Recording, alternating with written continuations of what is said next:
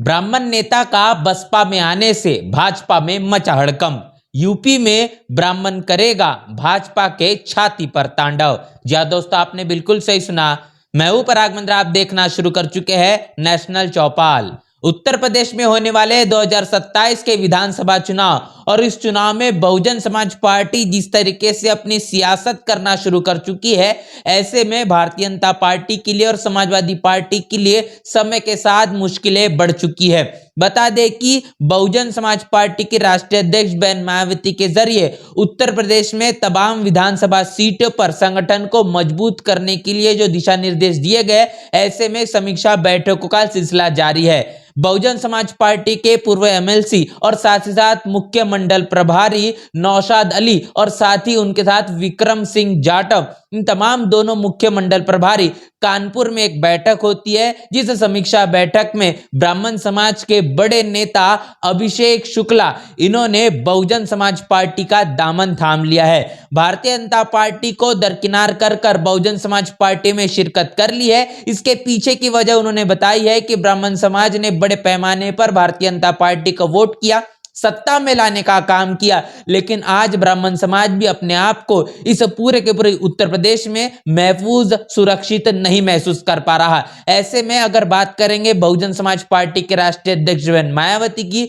उनके जरिए वो प्रतिक्रिया इस वक्त देते हुए नजर आ रही है, जो कि कहने के सवर्ण तबका सबसे ज्यादा बहन मायावती की लगातार प्रशंसा करता हुआ दिखाई दे रहा है। जिसमें आपने देखा, घुसपुर पंडित नाम की वेब सीरीज क्यों ना हो, यूजीसी पर दिया गया बयान क्यों ना हो, इन तमाम मसलों को लेकर लगातार इस प्रतिक्रियाओं के नजरिए से बहन मायावती की सवर्ण तबके के जरिए बार बार वो तारीफ की जा रही है। और ये देखने को मिल रहा है कि अब समय जैसा जैसा आगे बढ़ता जा रहा है और चुनाव जैसे जैसे नजदीक आता जा रहा है, ब्राह्मण समाज का झुकाव सबसे ज्यादा भारतीय जनता पार्टी और समाजवादी पार्टी को छोड़कर बहुजन समाज पार्टी की तरफ आना शुरू कर चुका है। ऐसे में अगर इस तरीके के आंकड़े निरंतर बरकरार रहते हैं तो निश्चित रूप से देखने को मिलेगा कि कई ऐसी सीटें जो कहने के काफी ज्यादा कम मार्जिन से बहुजन समाज पार्टी हार जाती है, ब्राह्मण समाज का वोट वहां पर अहमियत रखता है, उन तमाम जगहों पर बहुजन समाज पार्टी अपना जीत का परचम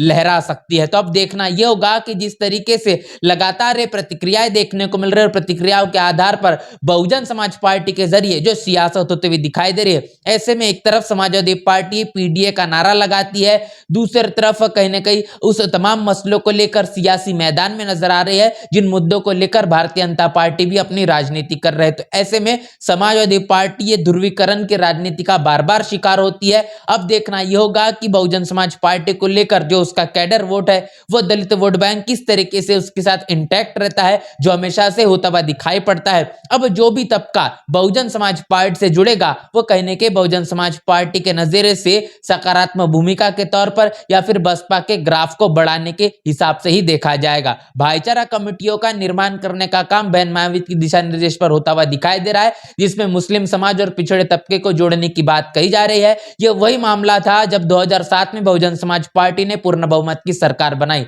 उसी रणनीति पर फिर एक बार बसपा लौट चुकी है। अगर ये चीजें इस तरीके से भी सरकार रहती है और ब्राह्मण समाज का झुकाव रहता है, तो ऐसी काफी ज्यादा सीटें देखने को मिलेगी जो बहुजन समाज पार्टी के पाले में आ सकती। तो कानपुर से एक बड़ी खबर है कि अभिषेक शुक्ला, भारतीय जनता पार्टी के नेता, जो कि अब कमल का साथ छोड़कर हाथी की सवारी करना शुरू कर चुके हैं। इस पूरे के पूरे खबर को लेकर आपकी क्या राय है, आपकी क्या प्रतिक्रिया, लिखकर कमेंट बॉक्स में जरूर बताएं। बने रहना नेशनल चौपाल के साथ, मिलते हैं वीडियो में, तब तक के लिए जय भीम, जय भारत।